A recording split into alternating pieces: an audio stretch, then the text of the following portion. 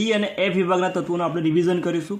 તો ચેપ્ટર જે છે આપણો 7 માર્ક્સનું ચેપ્ટર છે, જેમાંથી પાર્ટ એ એટલે કે એમસીક્યુ 2 એમસીક્યુ હશે અને પાર્ટ બી જેમાં 2 પ્રશ્ન હશે, એક સેક્શન એ માં હશે અને બીજો પ્રશ્ન 3 માર્ક્સ વાળો જે છે સેક્શન બી માં હશે। એટલે કે 2 માર્ક્સ વાળો પ્રશ્ન અને 3 માર્ક્સ વાળો પ્રશ્ન આ ચેપ્ટરમાંથી આપણને પૂછાશે।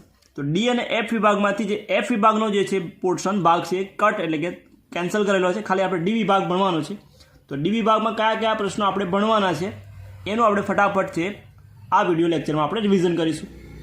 તો પહેલાં થોડી બેઝિક જે એમસીક્યુ માટે ઉપયોગી થાય એવી જે ટોપિક અથવા જે મુદ્દા છે જોઈ લઈએ। તો ડી વિભાગ જે છે, ડી વિભાગમાં પહેલાં તો સમૂહ કેટલા હોય?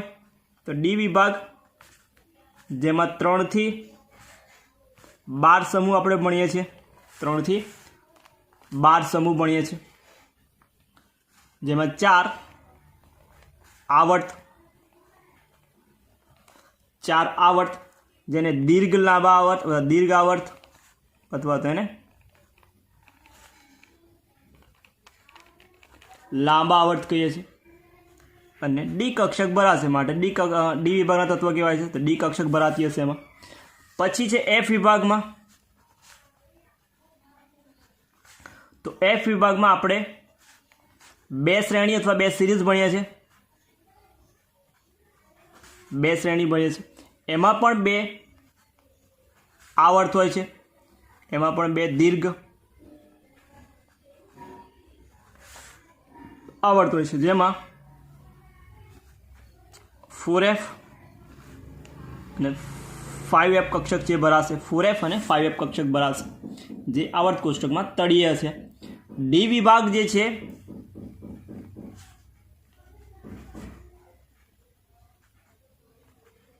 ડી વિભાગના તત્વો જે છે એને સંક્રાંતિ તત્વો કહેવાય છે।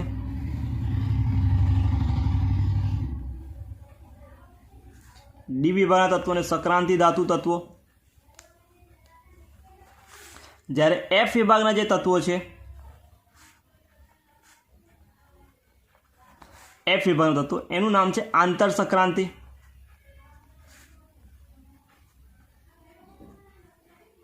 આંતર સંક્રાંતિ ધાતુ કહે છે। તો આ તો ડી વિભાગમાં, તો ડી વિભાગમાં આપણે 4 શ્રેણી ભણીશું। એક 3D શ્રેણી કહેવાશે જેમાં ઇલેક્ટ્રોન જે 3D માં ભરાશે, બીજી છે જેમાં ઇલેક્ટ્રોન 4D માં જાય તો એને 4D શ્રેણી કહીશું, બીજી છે 5D માં તો ઇલેક્ટ્રોન 5D માં જાય, અને ઇલેક્ટ્રોન 6D માં જશે તો એને 6D શ્રેણી કહેવાશે,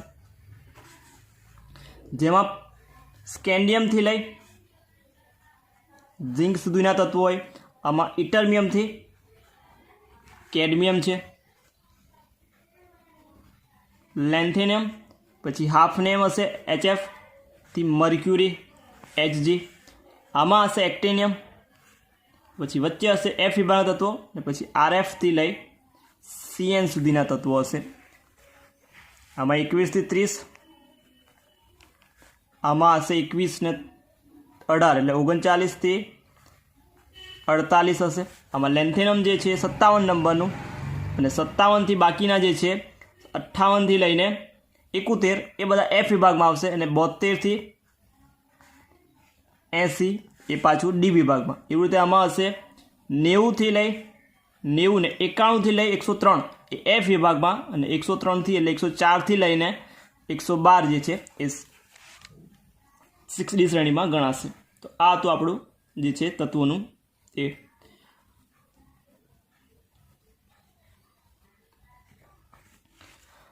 તો સંક્રાંતિ ધાતુ તત્વ કેમ કહેવાતા હતા? સંક્રાંતિ ધાતુ તત્વો તો રાસાયણિક ગુણધર્મો જે છે એ એસ વિભાગ અને પી વિભાગના તત્વો વચ્ચેના ગુણધર્મો, એસ અને પી વિભાગના તત્વોના ગુણધર્મ વચ્ચે જે સંક્રાંતિ પામતા હોય માટે એને સંક્રાંતિ ધાતુ કહેવાશે।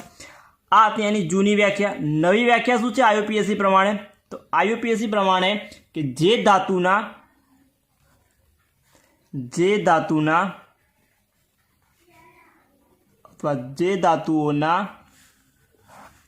તટસ્થ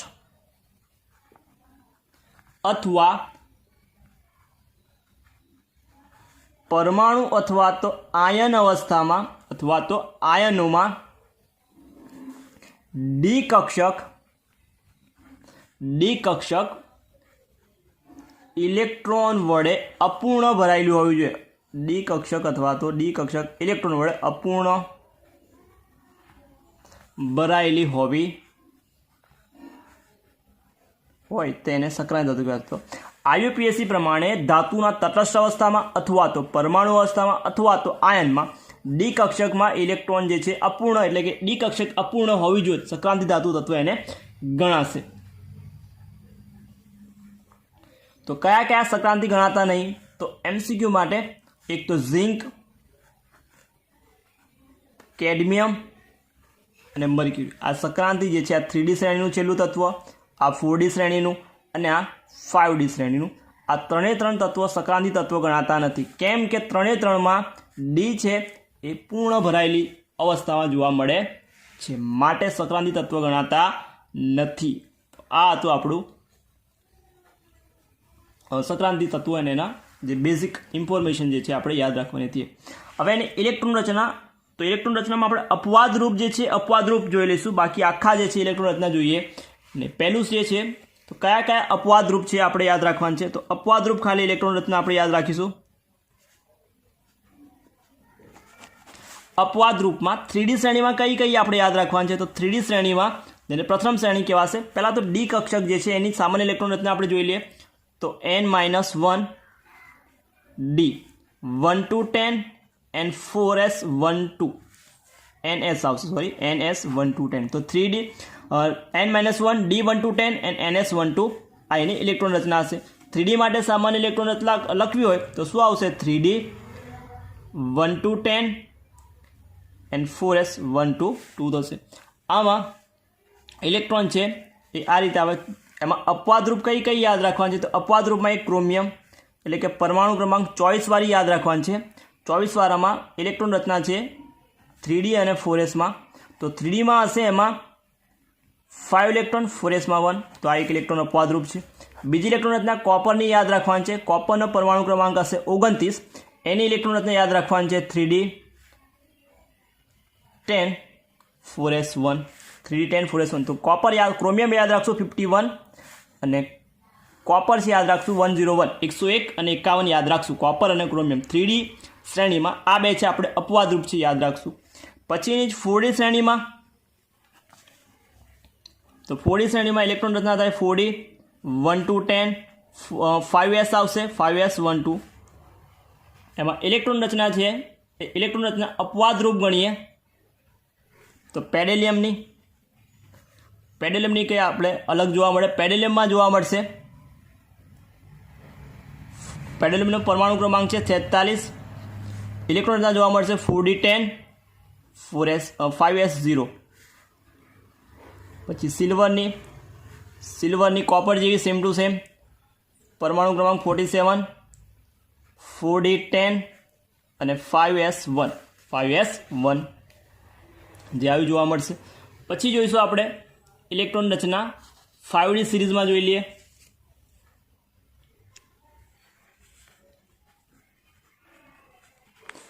સિરીઝમાં આપણે યાદ રાખશું 5D સિરીઝ. તો ઇલેક્ટ્રોન રચના થશે 5D 1 to 10 6s12 આવશે. અને 5Dમાં આવશે આગળ 4f0 કાં તો 4f14 આવશે. ઇલેક્ટ્રોન રચનામાં યાદ રાખવાનું પ્લેટિનમ પરમાણુ ક્રમાંક છે પ્લેટિનમનો 78. ઇલેક્ટ્રોન રચના થશે 5D 9 6s1 5D 9 6s1. AU તો કોપર જેવી સેમ ટુ સેમ AUનો પરમાણુ ક્રમાંક છે 79. ઇલેક્ટ્રોન રચના 5D અને 6s 5D 10 6s1. તો આ આપણે જે છે આટલું છે એમાં યાદ રાખવાનું હતું ઇલેક્ટ્રોન રચનાવાળા ટોપિકમાં, જેને આપણે સામાન્ય અથવા તો સામાન્ય કરતાં અલગ ઇલેક્ટ્રોન રચના છે જોવા મળે છે.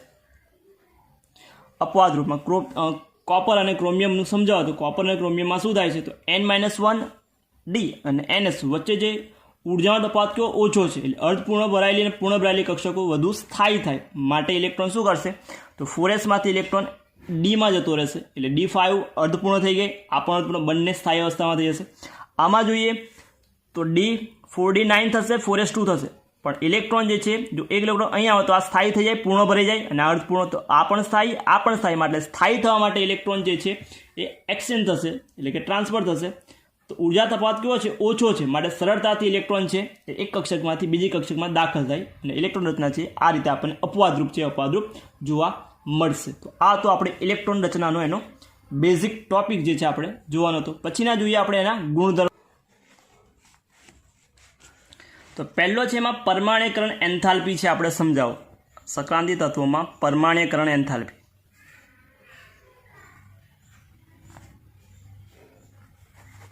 પરમાણ્યકરણ એન્થાલ્પી તો સક્રાંતિ ધાતુમાં યાદ રાખશું, પહેલો પોઈન્ટ કે સક્રાંતિ ધાતુમાં પરમાણ્યકરણ એન્થાલ્પીના મૂલ્યો ઊંચા હોય છે.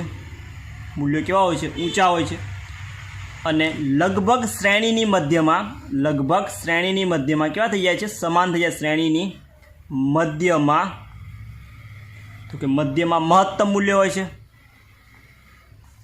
મહત્તમ મૂલ્ય ક્યાં? તો કે શ્રેણીની મધ્યમાં. પહેલું તો પરમાણ્યકરણ એન્થાલ્પીના મૂલ્ય ઊંચા હોય છે, શ્રેણીની મધ્યમાં મહત્તમ મૂલ્ય હોય છે.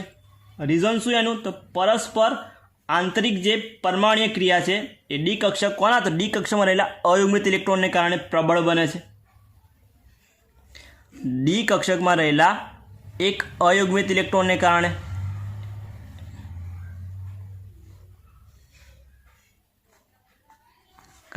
જે પારસ્પરિક ક્રિયા છે કે એ પ્રબળ બને છે. એટલે સંયોજકતા જે કક્ષક છે, સંયોજકતામાં ઇલેક્ટ્રોનની સંખ્યા વધારે, એટલે સંયોજકતામાં ઇલેક્ટ્રોનની સંખ્યા જેટલી વધારે એમ પરિણામી બંધન જે છે, બંધન કેવું થશે? તો પરિણામી બંધન પ્રબળ મળે છે. પરિણામી બંધન છે પ્રબળ મળે છે. હવે પરમાણ્યકરણ એન્થાલ્પીના મૂલ્ય ઊંચા છે, એટલે કે ઉત્કલન બિંદુ પણ કેવા થશે? ઊંચા થશે. એટલે ધાતુનું વલણ છે ઉમદા રહેવાનું છે. પરમાણ્યકરણ એન્થાલ્પીના મૂલ્ય ઊંચા છે, એનો મતલબ કે એના ઉત્કલન બિંદુ પણ કેવા મળશે? તો ઉત્કલન બિંદુ પણ ઊંચા મળશે. ઉત્કલન બિંદુ ઊંચા મળશે એટલે ધાતુનું વલણ છે કેવું? તો ધાતુ છે આપણને ઉમદા જોવા મળશે. ગોલ્ડ છે, સિલ્વર છે, ઉમદા જોવાનું વલણ જોવા મળે છે. પછી છેલ્લો પોઈન્ટ આમાં યાદ રાખશું કે જેમ દ્વિતીય અને તૃતીય આયનિક એન્થાલ્પીના મૂલ્ય, પરમાણ્યકરણ એન્થાલ્પીના મૂલ્યો છે એ પ્રથમ કરતાં કેવા હશે? તો વધુ હશે. એટલે પ્રથમ કરતાં બાકીની જે દ્વિતીયક અને તૃતીયકના કેવા હશે? વધારે હશે. માટે ધાતુ કેવું જોવા મળે? માટે ધાતુ બંધન બનવાનું મહત્તમ છે. ધાતુ આ તેની પરમાણ્યકરણ એન્થાલ્પીના જે છે ટોપિક. તો પરમાણ્યકરણ એન્થાલ્પી ઊંચું જોવા મળે છે, શ્રેણીની મધ્યમાં મહત્તમ હોય છે, કારણ કે જેમાં ડી છે એમાં ઓછામાં ઓછો એક અયુગ્મિત ઇલેક્ટ્રોન હોય છે જે બંધ પ્રબળ બને છે. જેમ ઇલેક્ટ્રોન સંખ્યા વધારે હશે એમ બંધન છે પ્રબળ બનતું જાય. આયનીકરણ પરમાણ્યકરણ એન્થાલ્પીના મૂલ્ય ઊંચા છે, એટલે કે એના ઉત્કલન બિંદુ પણ ઊંચા હશે, એટલે કે એનું વલણ છે ઉમદા ધાતુ, એટલે ઉમદા ધાતુ તરીકે વર્તવાનું, તો ઉમદા રહેવાનું વલણ જોવા મળે છે. પ્રથમ પરમાણ્યકરણ એન્થાલ્પીના મૂલ્ય અનુવર્તી જે છે દ્વિતીયક તૃતીયક કરતાં ઓછા, મતલબ દ્વિતીયક અને તૃતીયકના કેવા હશે? ઓછું હશે. દ્વિતીયક તૃતીયક કેવું હશે? વધારે હશે. એટલા માટે ધાતુ બંધન બનાવવાનું મહત્તમ વલણ અથવા મહત્તમ જે છે જોવા મળે છે. એના પછીનો ટોપિક પૂછાય કે લેન્થેનાઇટ સંકોચન.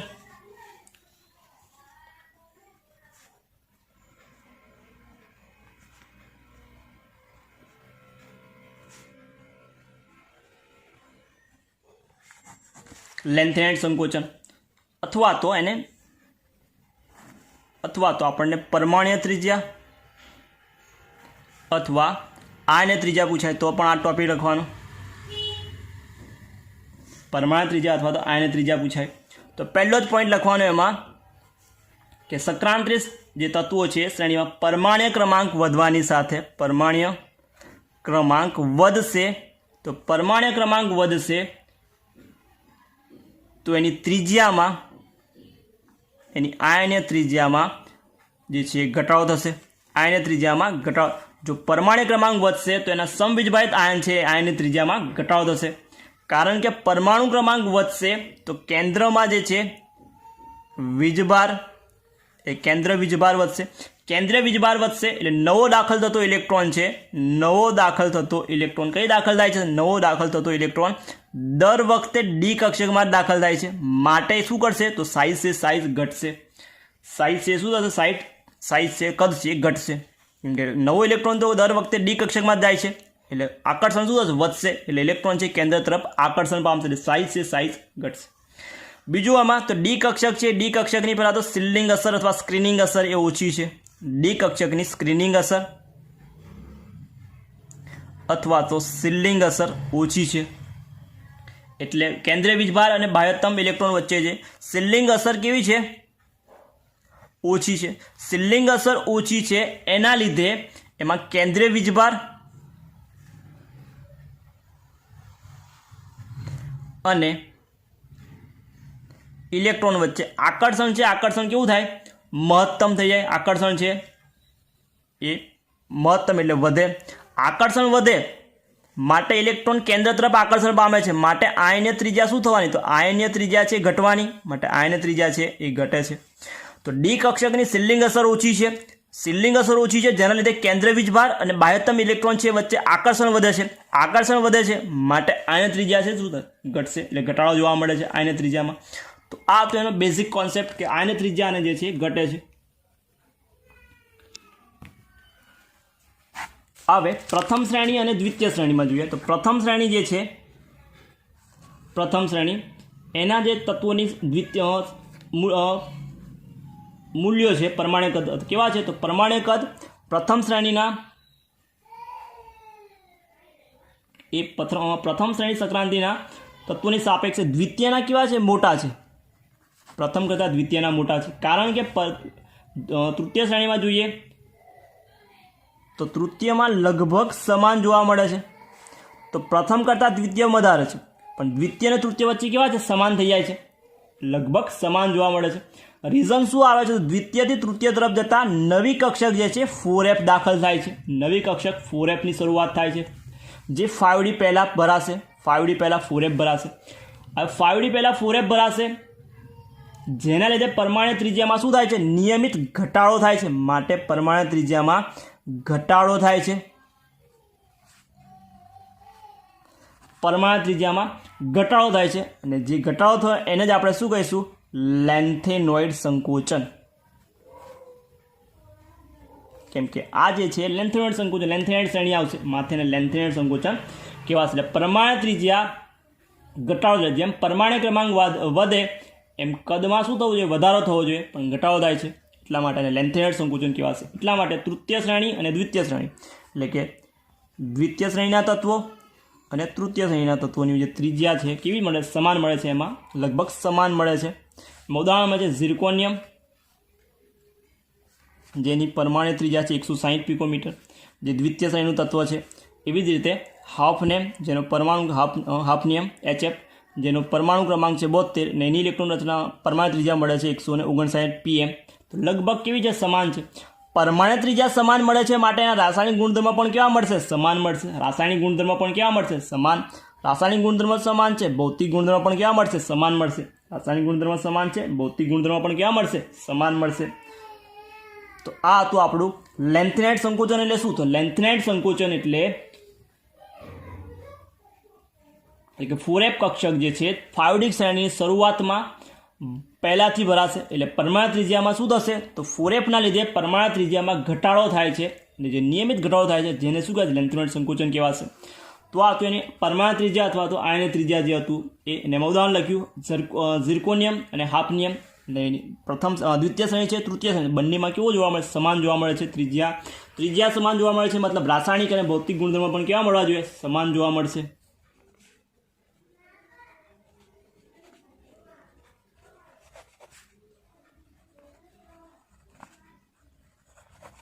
આયનીકરણ એન્થાલ્પી. આયનીકરણ એન્થાલ્પીમાં શું આવશે? તો આયનીકરણ એન્થાલ્પીમાં પહેલો પોઈન્ટ આવશે એમાં કે સંક્રાંતિ શ્રેણીમાં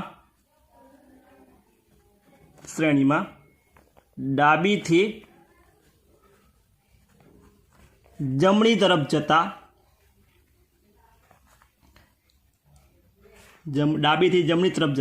ડી કક્ષક છે. ડી કક્ષકમાં ઇલેક્ટ્રોન ઉમેરાય છે, દાખલ થાય છે, તથા કેન્દ્રીય વીજભાર પણ વધે છે.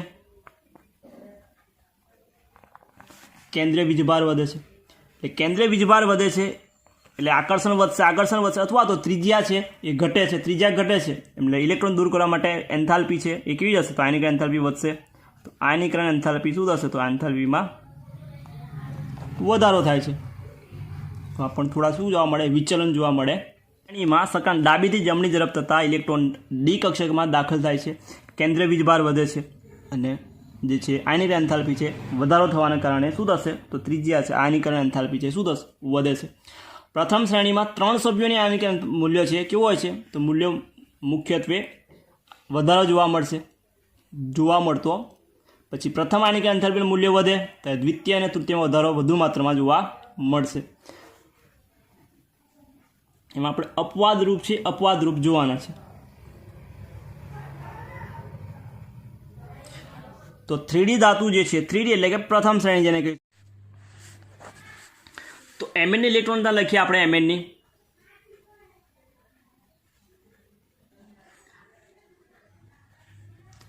ની ઇલેક્ટ્રોનતા લખીએ Mn પ્લસ આપણે. તો Mn પ્લસ આપણે જોવા મળશે 3D5 4s1 એટલે 3D5 થઈ જશે. Mn પ્લસ 1ની આયનીકરણ એન્થાલ્પી Cr પ્લસ કરતાં કેવી હશે, Cr પ્લસ કરતાં નીચી હશે. હવે Fe પ્લસ 2ની ઇલેક્ટ્રોનતા લખીએ તો 3D6 થશે. તો 3D5 પ્લસ 2 કરી નાખીએ Mnમાં, તો પ્લસ 2 મતલબ ઇલેક્ટ્રોન થઈ જાય. તો Mn પ્લસ 2 મતલબ 3D5 થશે અને આ 3D6 થશે. તો ઇલેક્ટ્રોન ઇઝીલી આ 6 વાળામાંથી ઇઝીલી રિમૂવ, કેમ કે એક ઇલેક્ટ્રોન રિમૂવ કરું તો એ 3D5 થઈ જાય અને 3D5 થાય એટલે સ્થાયી થઈ જાય. માટે આમાંથી ઇલેક્ટ્રોન સહેલાઈથી દૂર થશે, જ્યારે આમાં ઇલેક્ટ્રોન દૂર થશે નહીં. માટે એન્થાલ્પીનું મૂલ્ય એ Mn પ્લસમાં પ્લસ 2માં તૃતીયકરણ મૂલ્ય કેવું હશે, વધારે હશે અને આનું કેવું હશે, આના કરતાં નીચું હશે. તો રીઝન હતું આ. કેમ તો કે આમાં પ્લસ 2 થાય Fe પ્લસ 2, એનો મતલબ કે ઇલેક્ટ્રોન રચના છે એ 3D6 થશે. જ્યારે Mn પ્લસ 2 તો એની ઇલેક્ટ્રોન રચના થાય 3D5. હવે મારે ત્રીજો ઇલેક્ટ્રોન દૂર કરવો હોય તો આમાંથી 3D5માંથી ઇલેક્ટ્રોન દૂર કરવો પડે. 3D5 તો સ્થાયી છે, ઇલેક્ટ્રોન દૂર કરવા માટે ઉર્જા કેવી જોઈશે, વધારે જોઈશે. આ 6 છે, જો ઇલેક્ટ્રોન દૂર કરો તો 5 થઈ જાય, સ્થાયી થાય. માટે આમાં ઓછી ઉર્જા જોઈશે. માટે આમાં નીચી આયનીકરણ એન્થાલ્પી હશે ને આમાં ઊંચી આયનીકરણ એન્થાલ્પી જોઈશે. તો આ હતું એનું એક રીઝન. 3 માર્ક્સ માટેના મોસ્ટ ઇમ્પોર્ટન્ટ ક્વેશ્ચન આપણે અહીંથી સ્ટાર્ટ થાય છે. આગળના ક્વેશ્ચન હતા એ ઓપ્શનમાં કાઢી નાખીએ અને આ જો કરી નાખીએ તો પણ ચાલે. તો પહેલો જ ગુણધર્મ છે, પહેલો જ આપણો એમાં પ્રશ્ન બને કે સક્રાંતિ ધાતુમાં ચુંબકીય ગુણધર્મ. સક્રાંતિ ધાતુમાં અથવા ધાતુ તત્વોમાં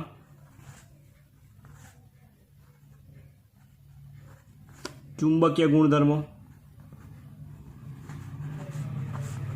સક્રાંતિ ધાતુમાં ચુંબકીય ગુણધર્મો. આ ચુંબકીય ગુણધર્મો, તો ચુંબકીય ગુણધર્મ કોઈ પણ પદાર્થને જ્યારે ચુંબકીય ક્ષેત્ર લાગુ પાડવામાં આવે, જ્યારે કોઈ પણ પદાર્થને ચુંબકીય ક્ષેત્ર લાગુ પાડવામાં આવે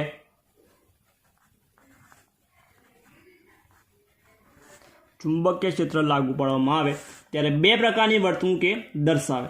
એક છે પ્રતિચુંબકીય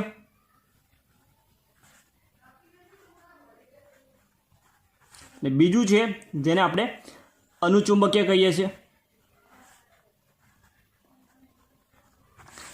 તો જ્યારે કોઈ પણ પદાર્થને ચુંબકીય ક્ષેત્ર લાગુ પાડવામાં આવે ત્યારે 2 પ્રકારની વર્તણૂક દર્શાવે. એના આધારે આપણે પ્રતિચુંબકીય એટલે પ્રતિચુંબકત્વ અને અનુચુંબકત્વ. પ્રતિચુંબકત્વ યાદ રાખશું, બાહ્ય ચુંબકીય ક્ષેત્ર વડે આકર્ષાય, બાહ્ય ચુંબકીય ક્ષેત્ર વડે અપાકર્ષાય. પ્રતિમાં યાદ રાખશું અપાકર્ષાય, તો એને પ્રતિચુંબકીય. અને અનુચુંબકીય તો પરથી યાદ રાખવું આકર્ષણ. તો જો બાહ્ય ચુંબકીય ક્ષેત્ર વડે આકર્ષણ પામે તો એને અનુચુંબકીય કહેવાશે. તો બાહ્ય ચુંબકીય ક્ષેત્ર વડે જે પદાર્થ આકર્ષણ પામે છે એને અનુચુંબકીય અને જે અપાકર્ષણ પામે છે એને પ્રતિચુંબકીય કહીશું. અને જે પદાર્થ અતિ પ્રબળ આકર્ષણ દર્શાવે છે, જે પદાર્થ અતિ પ્રબળ રીતે આકર્ષાય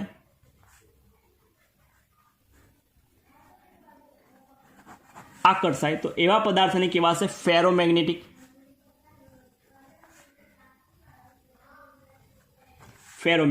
અથવા તો લો ચુંબકત્વ કહેવાશે. ફેરોમેગ્નેટિક અથવા તો લો ચુંબકત્વ કહેવાશે. લો ચુંબકત્વ શું છે, તો લો ચુંબકત્વ એક અનુચુંબકીયનું એક સ્વરૂપ જ છે. અનુચુંબકત્વ જે પદાર્થ છે, અનુચુંબકત્વનું સ્વરૂપ જ છે. તો બાહ્ય ચુંબકીય ક્ષેત્ર વડે જો આકર્ષણ પામશે તો અનુચુંબકીય, અપાકર્ષણ પામે તો પ્રતિચુંબકીય, પ્રબળ રીતે આકર્ષણ પામે તો ફેરોમેગ્નેટિક અથવા તો લો ચુંબકીય. કોનું સ્વરૂપ છે? તો એ અનુચુંબકત્વનું એક સ્વરૂપ છે. હવે સક્રાંતિ તત્વો જે છે, મોટા ભાગના સક્રાંતિ તત્વો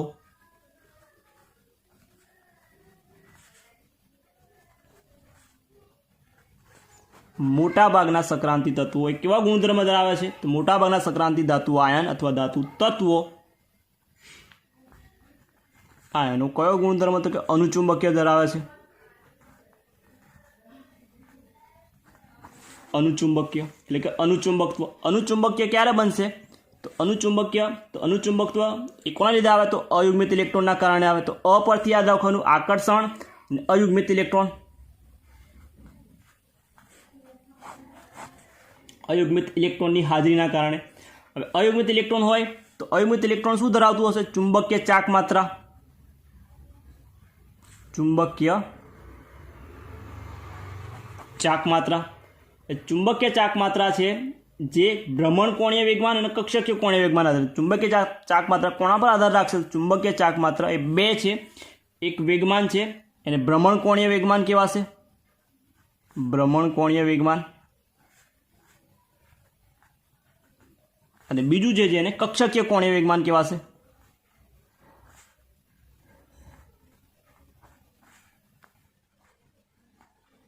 તો ચુંબકીય ચાક માત્રા કક્ષકીય કોણીય વેગમાન અને બીજું છે ભ્રમણીય કોણીય વેગમાનને આધારે. ચુંબકીય ચાક માત્રા છે અથવા ચુંબકીય ચાક માત્રા જે છે ગણતરી સ્પિન અયુગ્મિત ઇલેક્ટ્રોનની સંખ્યા નક્કી કરી. એટલે કે ભ્રમણ માત્રા અથવા સ્પિન જે છે માત્રા કોના દ્વારા નક્કી કરીશું? તો એના માટેનું સૂત્ર છે mu equal to under route એટલે વર્ગમૂળમાં n કૌંસમાં n+2. n શું હશે? તો n જે છે એ અયુગ્મિત ઇલેક્ટ્રોનની સંખ્યા દર્શાવે છે. તો n જે છે અયુગ્મિત ઇલેક્ટ્રોનની સંખ્યા દર્શાવે છે. મ્યુ છે જેને આપણે ચુંબકીય ચાક માત્રા કહીશું. મ્યુ છે એને શું કહેવાશે?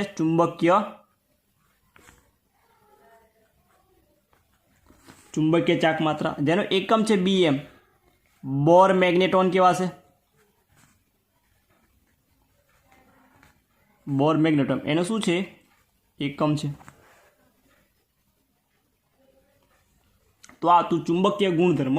સપોઝ n ની વેલ્યુ 1 આવશે તો સૂત્રમાં જો હું મૂકીશ તો મ્યુની વેલ્યુ મને મળશે 1.73. જો n ની વેલ્યુ 2 હશે તો મને મ્યુની વેલ્યુ મળશે 2.84.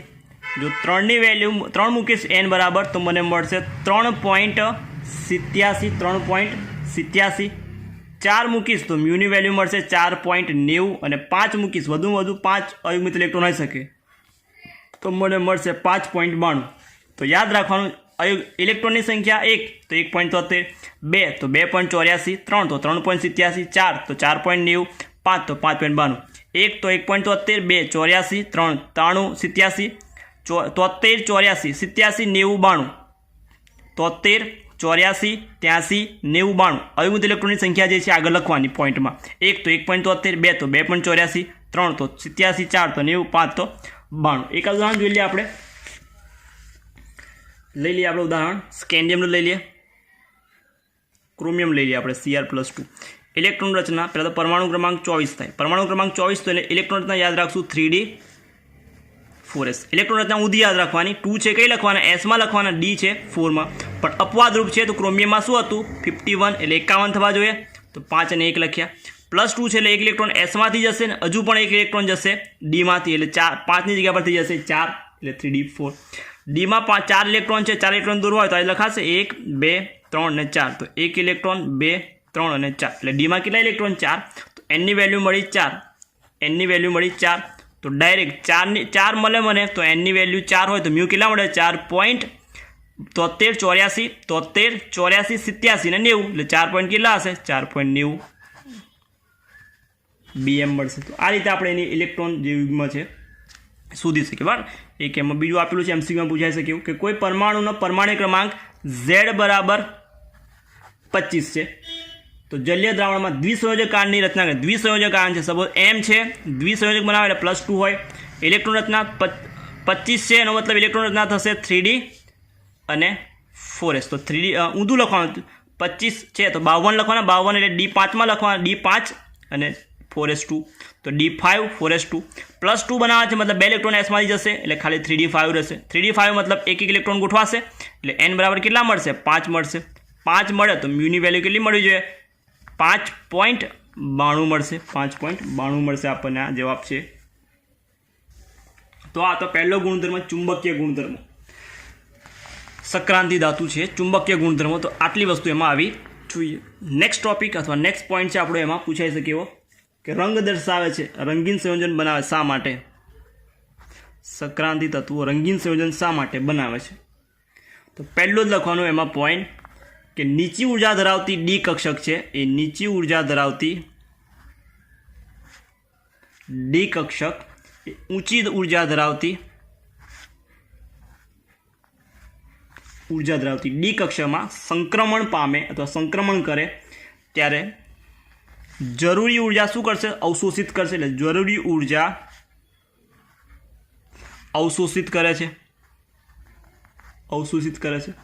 અને અનુરૂપ આવૃત્તિ જે છે અને દ્રશ્યમાન વિસ્તારમાં હોય અને ઉત્તેજિત અવસ્થામાં અમુક ચોક્કસ ઉર્જા શું કરે? શોષણ થાય. અને બાકીની ઉર્જા છે એ પ્રકાશ સ્વરૂપે આપણને શું કરે? જોવા મળે, મુક્ત કરે. માટે એને ડીડી સક્રાંતિ કહેવાશે. ડીડી સક્રાંતિ કરે એટલે કે જ્યારે નીચી ઉર્જા ધરાવતી ડી કક્ષકમાંથી ઇલેક્ટ્રોન ઊંચી ઉર્જા ધરાવતી ડી કક્ષકમાં જરૂરી ઉર્જા અવશોષિત પ્રકાશની આવૃત્તિને અનુરૂપ હોય અને દ્રશ્યમાન વિસ્તારમાં હોય, ઇલેક્ટ્રોન જે છે ઉત્તેજિત થવા માટે અમુક ચોક્કસ ઉર્જા છે શું કરે? શોષણ કરશે. અમુક ચોક્કસ ઉર્જાનું શોષણ કરશે. બાકીની ઉર્જા છે પ્રકાશ સ્વરૂપે આપણને મુક્ત કરશે. તો એને ડીડી સક્રાંતિ જે આપણને રંગ સ્વરૂપે જોવાશે. અને અવલોકિત રંગ અને પ્રકાશ રંગ પૂરક રંગ હોય જે લિગેન્ડના સ્વભાવ પર, કોના પર આધાર રાખશે આવૃત્તિ છે? તો કે લિગેન્ડના જે જોડાયેલો છે એના પર આધાર, લિગેન્ડની સ્વભાવ પર આધાર રાખશે. અને જળયુક્ત જે છે એ કેવા? તો રંગીન જોવા મળે. તેમાં અમુક ઉદાહરણ છે. તો Cr+3 આપણને Cr+3 છે એ જાંબલી જોવા મળે. Mn+2 જે છે કયા સ્વરૂપે? તો ગુલાબી રંગ હોય એનો. સિમ્પલ યાદ રાખો, ડીમાં અયુગ્મિત ઇલેક્ટ્રોન હશે તો આપણને રંગીન જોવા મળશે. પછીનો ગુણધર્મ ત્રીજો યાદ રાખશું, સંકીર્ણ સંયોજન બનાવવાનો ગુણધર્મ. સંકીર્ણ સંયોજન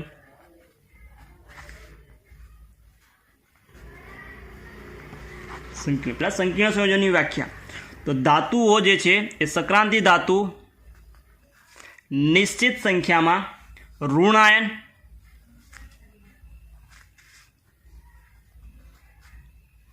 અથવા તો તટસ્થ અણુ સાથે કયો બંધ બનાવશે? સંવર્ગ સહસંયોજક બંધ.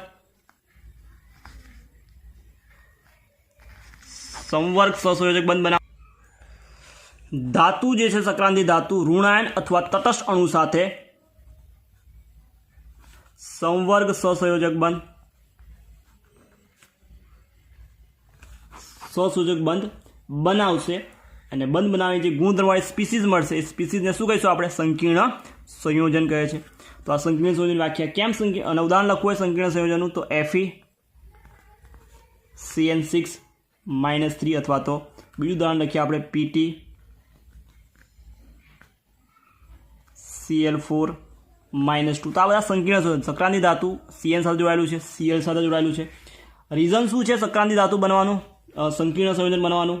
તો પહેલું કારણ તો મોટી સંખ્યામાં સંકીર્ણ બનાવવા. કારણ તો કે જે ધાતુ છે ધાતુનું કદ કેવું છે? સાપેક્ષ કદ નાનું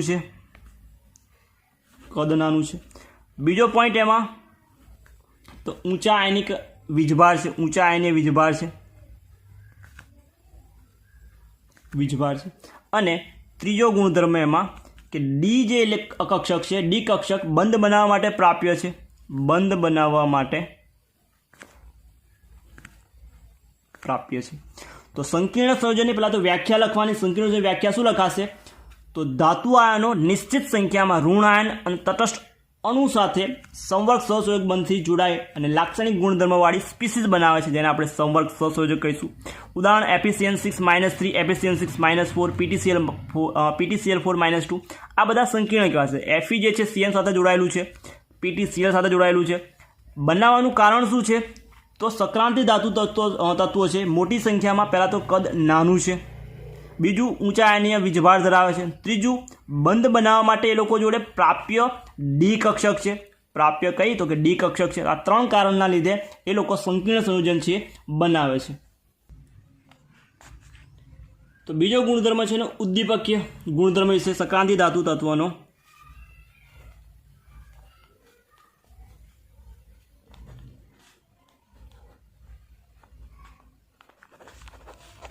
ઉદ્દીપકીય ગુણધર્મ. ઉદ્દીપકીય ગુણધર્મ છે એનું કારણ શું છે? ઉદ્દીપકીય ગુણધર્મ તરીકે વર્તે છે તો બહુ ઓક્સિડેશન અવસ્થાને કારણે કેવું છે? પહેલું તેમાં બહુ ઓક્સિડેશન અવસ્થા જોવા મળે, એક કરતાં વધારે ઓક્સિડેશન, એટલે પહેલું તો બહુ ઓક્સિડેશન અવસ્થાને કારણે અવસ્થા. અને બીજું છે સંકીર્ણ સંયોજન. ઉપર લખ્યો ટોપિક એ સંકીર્ણ સંયોજન બનાવવાની ક્ષમતાના કારણે. સંયોજન બનાવવાની ક્ષમતા. તો બહુ ઓક્સિડેશન અવસ્થા અને સંકીર્ણ સંયોજન બનાવવાની ક્ષમતાના કારણે એ કેવા છે? તો ઉદ્દીપકીય ગુણધર્મ છે જોવા મળે છે. ઉદાહરણ તરીકે તો કે સંપર્ક પદ્ધતિમાં, એમસીક્યુમાં પણ પૂછાઈ શકે, સંપર્ક પદ્ધતિમાં અથવા પ્રક્રમમાં વેનેડિયમ ઓક્સાઇડ વપરાય છે, V2O5 વેનેડિયમ ઓક્સાઇડ. પછી હેબર પ્રક્રમમાં એટલે કે હેબર વિધિમાં આયન જે છે વપરાય છે, Fe વપરાય છે. નિકલ જે છે એ ઉદ્દીપકીય હાઇડ્રોજનીકરણ પ્રક્રિયામાં,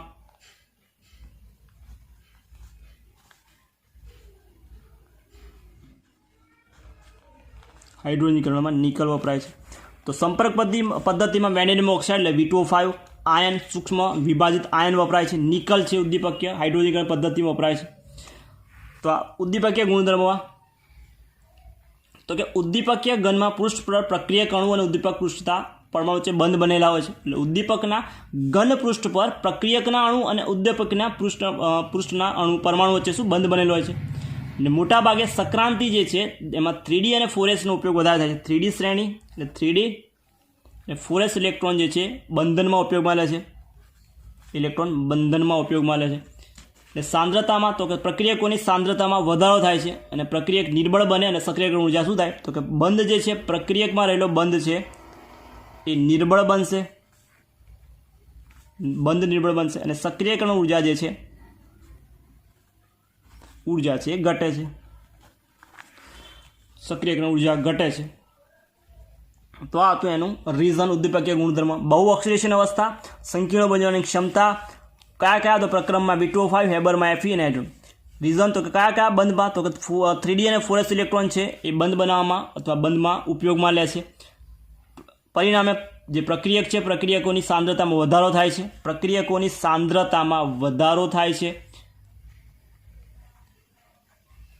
સાંદ્રતામાં વધારો થાય છે અને અણુમાં રહેલા બંધ છે નિર્બળ બને છે, સક્રિય ઉર્જા ઘટે છે. આ એના જે ફેરફાર છે. ઉદાહરણમાં છે જો સપોઝ આયોડોમેટ્રી અનુમાપન જે છે જેમાં આયન જે છે એ આયોડાઇડ અને ઉદ્દીપિત કરે તો સપોઝ I- છે એની પ્રક્રિયા થાય છે 2 મોલ ઓફ I એટલે 2 મોલ આઈની પ્રક્રિયા પર ઓક્સો પર સલ્ફેટ સાથે થાય છે S2O8 -2 સાથે, જેમાંથી નિપજ મળે છે આપણને I2 અને SO4 2 મોલ ઓફ એટલે કે 2 મોલ SO4 -2. આ પ્રક્રિયા વિધાઉટ Fe જો કરવામાં આવે તો ધીમી છે. જો આ જ પ્રક્રિયાને હું ઉદ્દીપક તરીકે Feનો ઉપયોગ કરું, Feનો આયન Fe+3 તો પ્રક્રિયા છે ઝડપી બનશે. તો પહેલાં Fe+3 જે છે એ I- સાથે એટલે I- નું પહેલાં તો બનશે I2 અને Fe+2 છે એ બની જશે Fe+3. Fe+3 છે બની જશે Fe+2માં રૂપાંતર પામશે. હવે આ Fe+2 છે એ S2O8 -2 ને SO4માં રૂપાંતર કરશે અને પોતે પાછો Fe+3માં રૂપાંતર પામશે. તો Fe+3 Fe+2માં I2 I-I2માં અને Fe+2 ફરી પાછો Fe+3માં એટલે ઉદ્દીપક પાછો મળી જશે. તો આ રીતે એના જે ઉદ્દીપક ગુણધર્મ છે એ ગુણધર્મ સમજાવી શકાય. પછીનો ગુણધર્મ છે આંતરાલે સંયોજન. Most important question.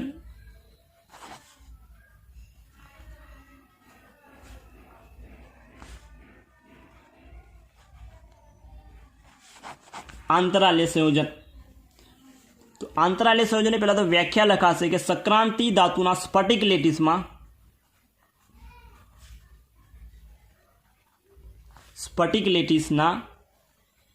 આંતરાલ્ય સ્થાનમાં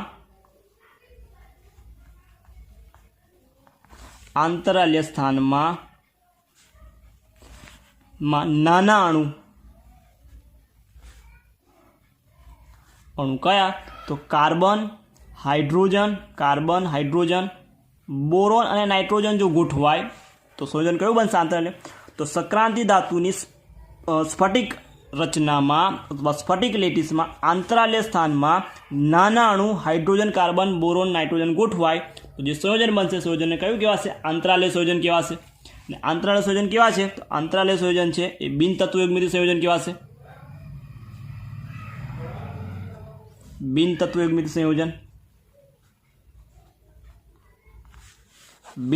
એટલે પ્રમાણ છે નક્કી નહીં હોય. બિનતત્વયુગ્મિત બીજું એક તો આયને પણ નહીં એ ના તો એ સંયોજક છે, સહસંયોજક છે. ના તો આયન્ય છે ના તો સહસંયોજક છે. ઉદાહરણમાં યાદ રાખશું એક TIC, પછી યાદ રાખશું Mn4n, TIC Mn4, પછી Mn3b, પછી Fe3H, બીજું છે VH 0.56, એવું જ છે બીજું TiH 1.7. આના ઉદાહરણ છે TIC Mn4n, Bn3n, Mn3b, Fe3H, VH 0.56 અને TiH 1.7. આના ઓક્સિડેશન અવસ્થા દર્શાવતા નથી. સંયોજન હાઇડ્રોજન વાળું તો હાઇડ્રાઇડ કહીશું. હાઇડ્રાઇડ. જો કાર્બન હશે તો કાર્બાઇડ કહેવાશે. જો નાઇટ્રોજન હોય તો નાઇટ્રાઇડ કહેવાશે. અને બી હશે બોરોન તો એને બોરાઇડ કહીશું. બોરાઇડ કહેવાશે. બોરાઇડ. તો આ હતું આંતરાલ્ય સંયોજન. હવે એના ગુણધર્મો જે છે ગુણધર્મ, તો પહેલું જ ગુણધર્મમાં યાદ રાખશું એના રાસાયણિક અને લાક્ષણિકતા અથવા ગુણધર્મો.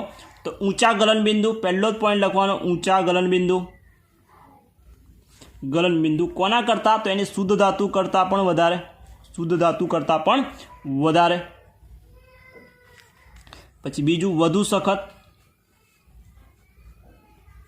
સખત અને કેટલાક બોરાઇડ સંયોજન, હીરા કરતાં પણ વધારે સખત છે. અને ત્રીજો ગુણધર્મ ધાત્વીય વાહકતા જાળવી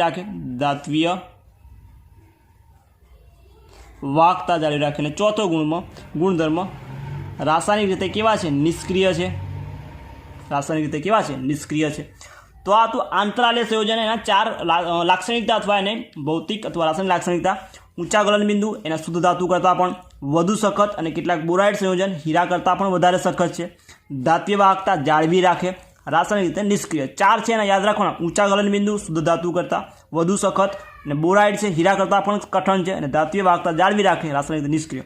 શરૂઆતમાં તો લખવાનું છે સંક્રાંતિ તત્વોની સ્ફટિક લેટીસમાં આંતરાલ્ય સ્થાનમાં નાના અણુ હાઇડ્રોજન, કાર્બન, બોરોન કાં તો નાઇટ્રોજન ગોઠવાશે તો એ સંયોજનને કેવા કહેશે? આંતરાલ્ય સંયોજન. કેવા છે? બિનતત્વયુગ્મી. ના તો આયન્ય છે ના તો સહસંયોજક છે. ઉદાહરણ છે TIC Mn4n, Mn4, Mn3b, Fe3H, VH 0.56 અને TiH 1.7. Hydrogen hydride, carbon carbide, nitrogen nitride, boron boride કહેવાશે. ગુણધર્મો તો આપણે જોયા આપણે. આ તેનો ઉપયોગો તો કે વાહનો, ઓજારો અને વાસણોને યંત્ર સામગ્રીના ભાગ બનાવવા માટેનો ઉપયોગ થઈ શકે. તો આ હતા આંતરાલ્ય સંયોજન. પછીનું છે આપણે મિશ્ર ધાતુ. મિશ્ર ધાતુ છે તો મિશ્ર ધાતુ એ સમાંગી દ્રાવણ છે. બે અથવા વધારે ધાતુઓના સમાંગ મિશ્રણને આપણે શું કહીશું? સમાંગ ઘન દ્રાવણ કહેવાશે ને. જેમાં એક ધાતુ અને બીજી ધાતુઓ અનિયમિત રીતે વિતરિત થયેલા હશે તો આ એને આપણે મિશ્ર ધાતુ કહેવાશે. મિશ્ર ધાતુ બીજું શું લખાશે? તો ધાતુઓનું મિશ્રણ છે.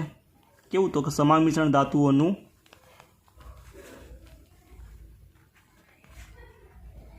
મિશ્રણ છે. હવે એના માટે મિશ્ર ધાતુ બનવા માટે હ્યુમ અને રોથરીના નિયમ હ્યુમ અને રોથરીએ શું કીધું? મિશ્ર ધાતુ બનવા માટે પહેલું તો પોઈન્ટ, એમાં પહેલો પોઈન્ટ, પહેલી શરત, ધાતુની પરમાણ્ય ત્રિજ્યા એ 15%થી ઓછી હોવી જોઈએ. પરમાણ્ય ત્રિજ્યા કેવી હોવી જોઈએ? 15%થી ઓછી. પરમાણ્ય ત્રિજ્યા 15%થી ઓછી, એટલે ત્રિજ્યાનો જે તફાવત છે, પરમાણ્ય ત્રિજ્યાનો તફાવત કેવો હોવો જોઈએ? 15%થી ઓછો હોવો જોઈએ. બીજું, તો ત્રિજ્યા અને લાક્ષણિકતા કેવી હશે? સામ્યતા હશે. લાક્ષણિકતા, ત્રિજ્યા અને અન્ય લાક્ષણિકતા કેવી હોવી જોઈએ? એની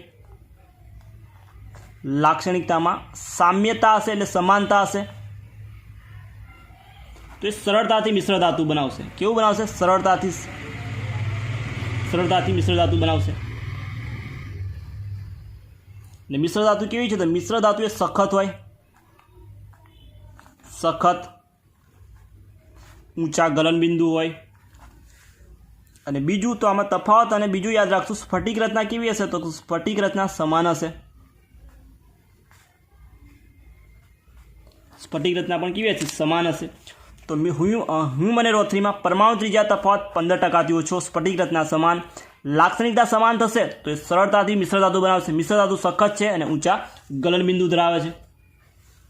સૌથી પ્રચલિત જે મિશ્ર ધાતુ છે કોની? તો કે ફેરસની સૌથી વધારે પ્રચલિત, જેમાં સ્ટીલ, સ્ટેનલેસ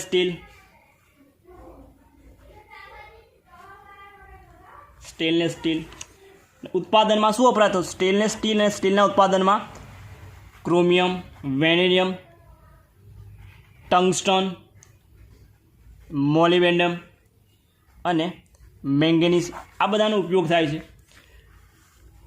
પછી બીજું છે કે ધાતુ અને ધાતુ બે ભેગી થાય, એટલે સંક્રાંતિ અને સંક્રાંતિ ધાતુ અને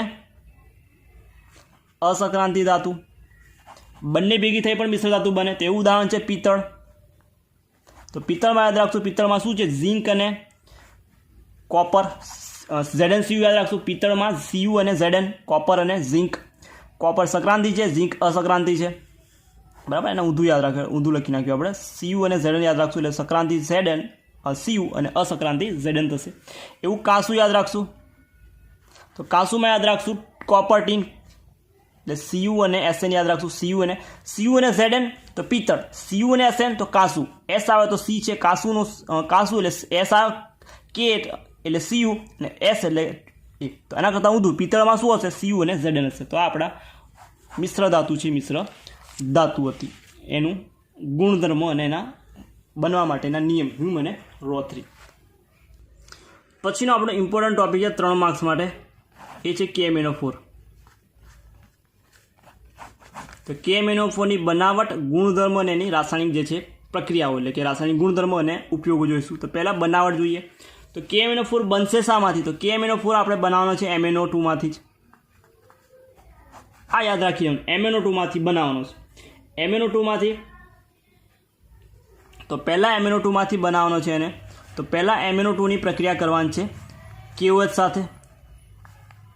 સાથે અને ઓક્સિડેશન કરવાનું છે O2 વડે. તો આ એની પહેલું સમીકરણ યાદ રાખશું. તો પોટેશિયમ બનશે શું? તો પોટેશિયમ મેંગેનેટ બનશે. પોટેશિયમ મેંગેનેટ બનશે. પોટેશિયમ મેંગેનેટનું સૂત્ર શું થશે? તો પોટેશિયમ મેંગેનેટનું સૂત્ર થશે K2MnO4. પોટેશિયમ મેંગેનેટ બનશે. એનો કલર કેવો હશે? તો લીલા રંગનું હશે, ઘેરા લીલા રંગનું. અને આનું આપણે એસિડિક અથવા તટસ્થ દ્રાવણમાં વિષમીકરણ પ્રક્રિયા થશે. કઈ પ્રક્રિયા થશે? વિષમીકરણ પ્રક્રિયા.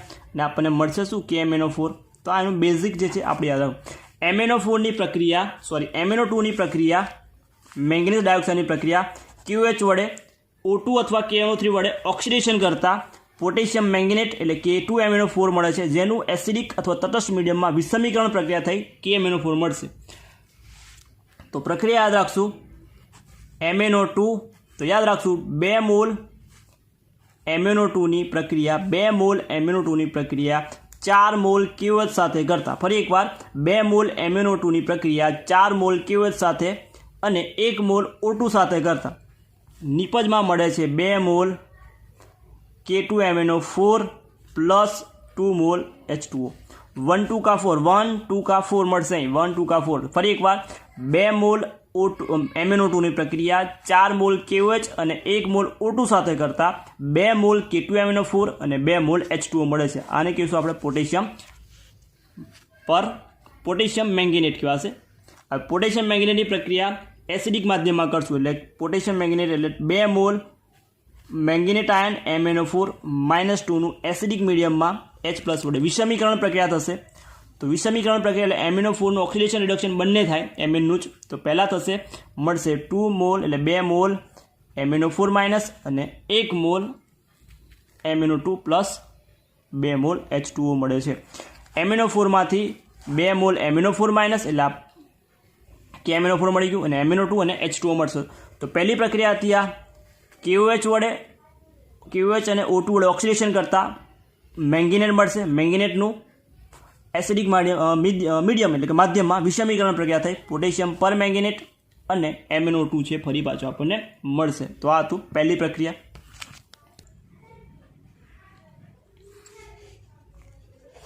બીજું એનું બનાવટ છે જેને વ્યાપારિક સ્તરે તો કે MnO2 નું આલ્કલાઇન માધ્યમમાં ઓક્સિડેશન કરી અને પીગલન કર્યા બાદ મેંગેનેટ આયન એટલે MnO4- બનાવી અને ઓક્સિડેશન કરી ફરી બનાવવામાં આવશે. એટલે કે MnO2 નું પહેલાં તો MnO2 નું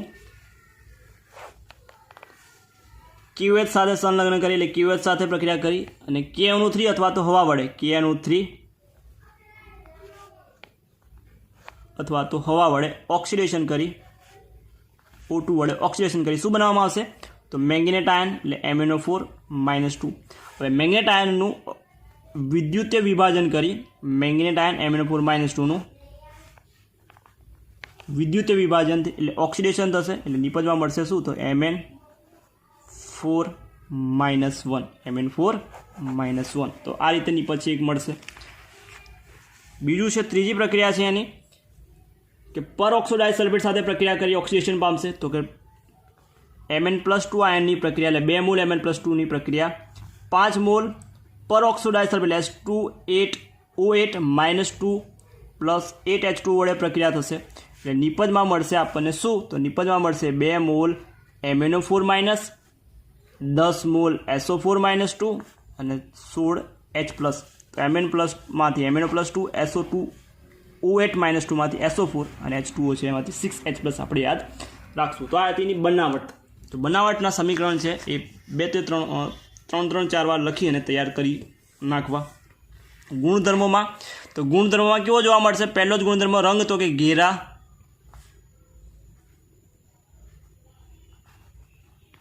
જાંબુડિયા રંગનો સ્ફટિક છે, સ્ફટિકી રચના આવે છે. બીજું એનું યાદ રાખવાનું સંબંધારણ છે કોની જોડે તો KClO4 સાથે સંબંધારણ છે MCQ માટે. સંબંધારણ છે કોની જોડે KClO4 જોડે સંબંધારણ છે પાણીમાં દ્રાવ્ય વધુ દ્રાવ્ય નહીં. અને બીજું યાદ રાખશું કે 513 કેલ્વિન તાપમાને વિઘટન પામે છે. વિઘટન પામે એટલે કે 2 મોલ KMnO4 જો એને 513 કેલ્વિન તાપમાને ગરમ કરું તો મળશે મને શું તો K2MnO4 plus MnO2 plus O2 એટલે K2MnO4 માં વિઘટન પામશે. ને કેવો છે પ્રતિચુંબકત્વ છે પ્રતિચુંબકત્વ પણ કેવો તાપમાન આધારિત નિર્બળ અનુચુંબકત્વ દર્શાવે નિર્બળ અનુચુંબકત્વ ગુણધર્મ દર્શાવશે ક્યારે તાપમાન આધારિત છે. પછી એના બંધારણ યાદ રાખી લઈશું. બંધારણમાં પહેલાં જોઈએ આપણે MnO4-2 એટલે કે મેંગેનેટ આયનનું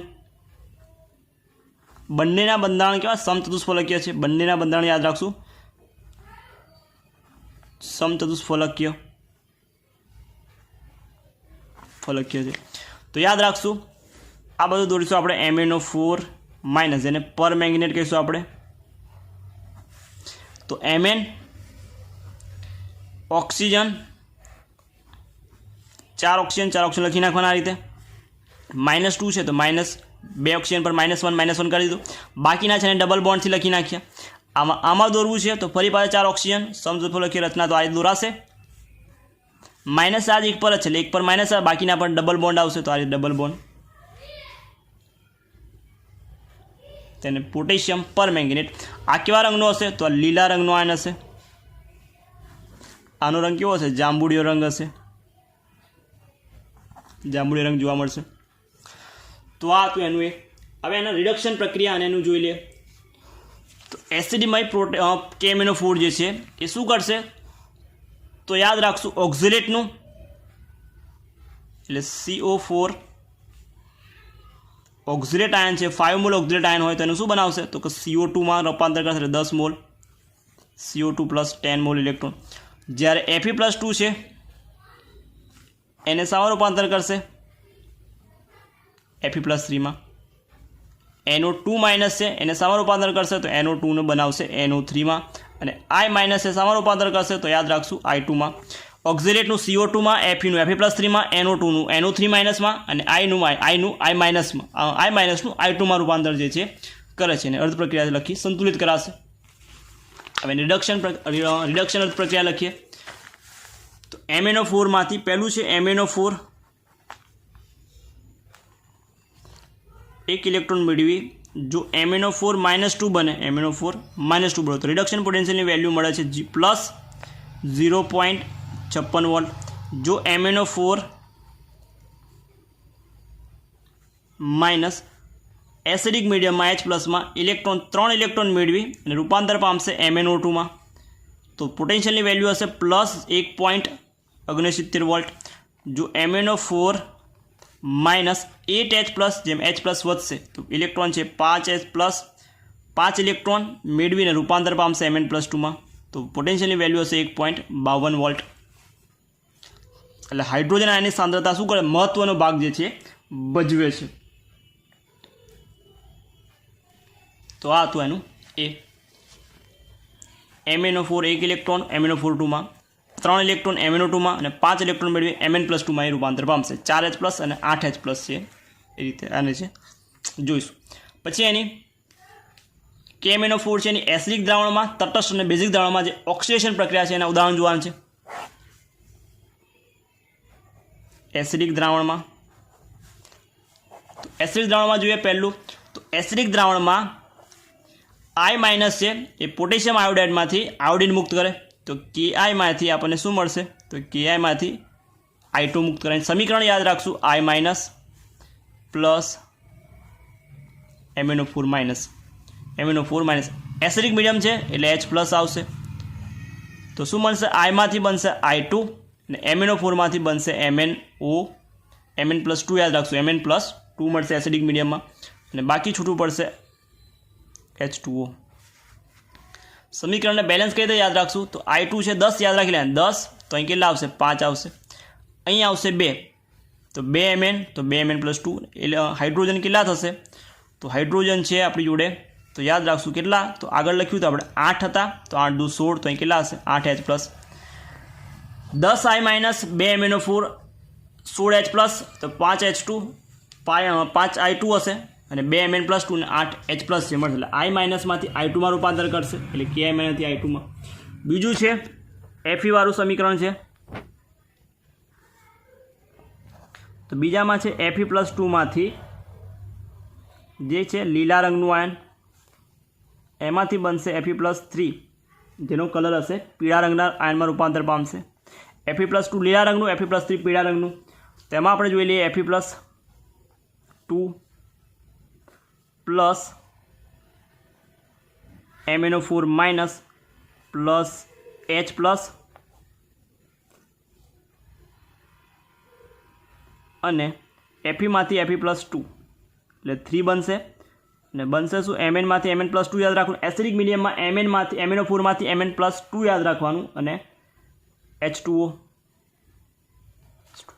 અહીં કેટલા ઇલેક્ટ્રોન ચેન્જ 5નો ઇલેક્ટ્રોન ચેન્જ થાય 5નો તો 5 અને આમાં કેટલો 1નો થયો તો આને 5 વડે ગુણવાના અને આને 1 વડે ગુણવાના તો અહીં કેટલા આવશે તો 8H+ યાદ રાખે એસિડિક મીડિયમમાં કેટલા H+ મળે 1H+, 8H2O એટલે અહીં 4H2 આવશે 4H2 અને 8H+ વપરાશે યાદ રાખી લેવાનું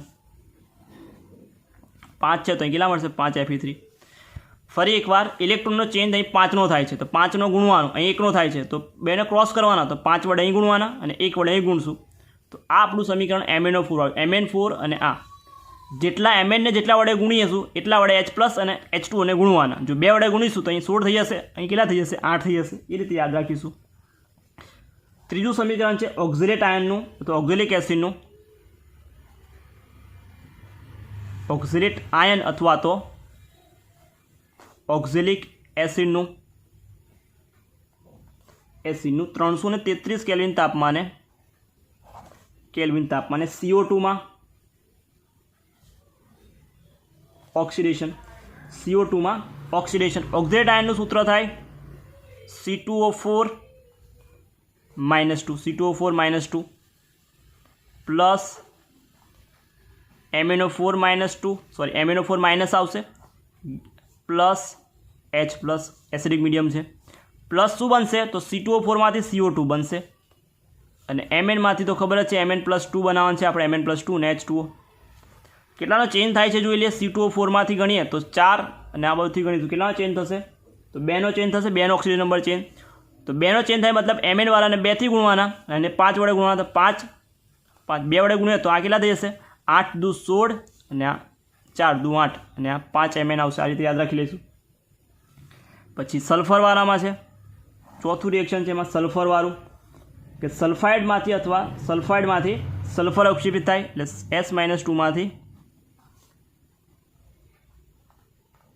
સલ્ફરનું સમીકરણ લખો તો S-2 MnO4- પ્લસ H+ શું બનશે MnO4 માંથી Mn+2 બનશે H2O અને S- માંથી બનશે S ઇલેક્ટ્રોનનો ચેન્જ લખીએ તો 2નો ચેન્જ થાય તો 2 લખવાના અહીં આગળ તો 8 દુ 16 યાદ રાખી લેવાના અને 4 દુ 8 2 Mn અહીં કેટલાનો 5નો તો 5 તો અહીં 5 આવશે 5S આવી ગયું સમીકરણમાં તો આ સમીકરણ હતું પછી છે 5મા નંબરમાં સલ્ફેટ આયનમાંથી સલ્ફાઇડમાંથી સલ્ફેટ એટલે કે SO3 માંથી SO3 - 2 માંથી SO4 - 2 માં રૂપાંતર કરવાનું છે તો ફરી પાછો SO3 - 2 plus MnO4- plus 8H+ આ સમીકરણ યાદ રાખી લેવાનું 8H+ gives Mn માંથી બને Mn+2 પ્લસ 8 એટલે 4H+4H2O યાદ રાખશું અને સલ્ફેટમાંથી બનાવ્યું SO4- 2 ઓક્સિડેશન નંબરનો ચેન્જ કેટલો થયો હશે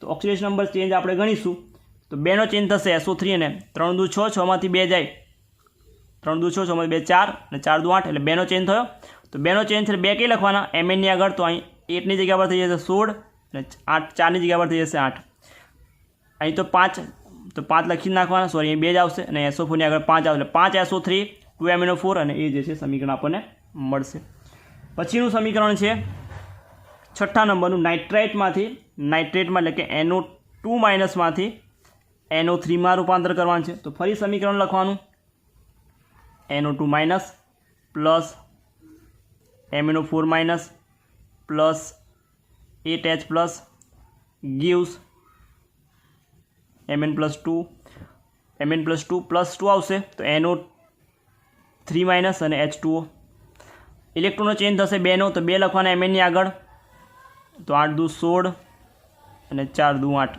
આમાં કેટલો 5નો ચેન્જ તો 5 આવશે તો આ સમીકરણ તમારું એસિડિક મીડિયમમાં સમીકરણ મળે તો એક જ સમીકરણ ગોખી નાખવાનું કયું સમીકરણ ગોખવાનું તમારે Mn4- plus 8H+ acidic medium માટે Mn+2 4H2 આમાં ચેન્જ થાય 5નો એટલે જે બાજુવાળું છે એને 5 વડે ગુણવાના અને બાજુવાળામાં જે ચેન્જ થયો એ Mn ની આગળ લખવાનો 2નો ચેન્જ થયો તો 2 અહીં ગુણવા લખવાના તો 8 દુ 16 થઈ જાય અહીં 2 Mn થઈ જાય અને 4 દુ 8 થઈ જાય તો આ રીતે છે ચેન્જ છે બાકીનું જે છે નાઇટ્રેટમાંથી તો NO2 માંથી NO3 બન્યું Fe+ SO3 માંથી SO4 તો 2નો ચેન્જ તો 2 Mn ની આગળ લખ્યા 5 તો જે SO4 જે Mn વાળા છે એ લખવાના તો આ રીતે સમીકરણ છે એને આપણે યાદ રાખીશું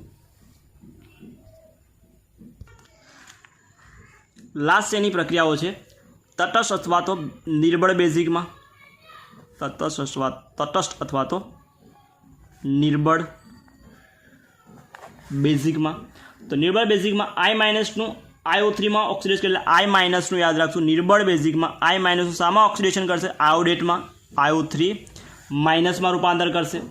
તો સમીકરણ શું બનશે? તો યાદ રાખશું MnO4 minus plus H2O plus I minus. સમીકરણ શું બનશે? તો MnO4 પોતે રૂપાંતર પામશે MnO2માં. પહેલામાં Mn+2 હતું, આમાં યાદ રાખવું MnO2માં રૂપાંતર પામશે અને I છે એને બનાવશે IO3 માઇનસ અને OH બેઝિક મીડિયમ છે એટલે OH માઇનસ પાછળ લખી રાખશું આ રીતે.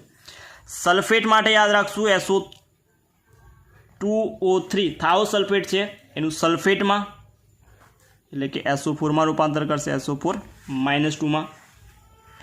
અને બીજું છે એટલે MnO બેઝિક મીડિયમ માટે યાદ રાખી લઈશું MnO4 માઇનસ શું બનશે એમાંથી? તો MnO2 plus OH minus. MnO4 minus plus Mn+2 Mn+2 ક્ષારનું ઓક્સિડેશન થઈ શું બનશે એમાંથી? તો MnO2 પ્લસ H પ્લસ. આ જ આપણે H2SO4 યુઝ કરતા હતા KMnO4 વાળો જે પ્રેક્ટિકલ હતો KMnO4 અને ઓક્ઝેલિક એસિડ વાળો, એમાં H2SO4 યુઝ કરતા હતા કેમ કે HCl યુઝ નહોતા કરતા. HCl શું કરશે? તો પોટેશિયમ પરમેંગેનેટની હાજરીમાં HCl જે છે એ ક્લોરીનમાં એટલે Cl2માં રૂપાંતર પામે. માટે આપણે HClની જગ્યા H2SO4 HCl યુઝ થશે નહીં. કેમ કે HCl શું થશે? Cl2માં રૂપાંતર પામશે ઓક્સિડેશન થઈ એટલે અસંતુષ્ટકારક HCl છે ઉપયોગ થાય નહીં. એના ઉપયોગો છે KMnO4ના. તો KMnO4નો ઉપયોગ ક્યાં ક્યાં થાય છે? તો રસાયણ વિજ્ઞાનમાં ઓક્સિડેશન કરતા તરીકે પહેલો જ ઉપયોગ લખવાનો ઓક્સિડેશન કરતા તરીકે. પછી ઊન રૂ રેશમ અને અન્ય કાપડના રેશાઓના વિરંજનમાં થાય. પછી બીજો ઉપયોગ થાય એનો તેલી પદાર્થને રંગવિહીન બનાવવા માટે. તે તેલી પદાર્થને રંગવિહીન બનાવવા માટે ઉપયોગ થાય જે એની ઓક્સિજન પ્રબળતાનો આધાર છે. બીજું એનો ઉપયોગ જીવાણુનાશી તરીકે થાય. જીવાણુનાશી તરીકે ઉપયોગ થાય. તો એના ઉપયોગ હતા ઓક્સિડેશન કરતા તરીકે ઊન રૂ રેશમ અને બીજા જે રેસાઓ છે એના વિરંજનમાં, તેલી પદાર્થને રંગવિહીન બનાવવા માટે જે એની ઓક્સિડેશન પ્રબળ કરતાની ક્ષમતા પર આધાર રહેલો છે. છેલ્લું એનો જીવાણુનાશી તરીકે ઉપયોગ થાય પોટેશિયમ પરમેંગેનેટ. આ ચાર એના ઉપયોગ હતા.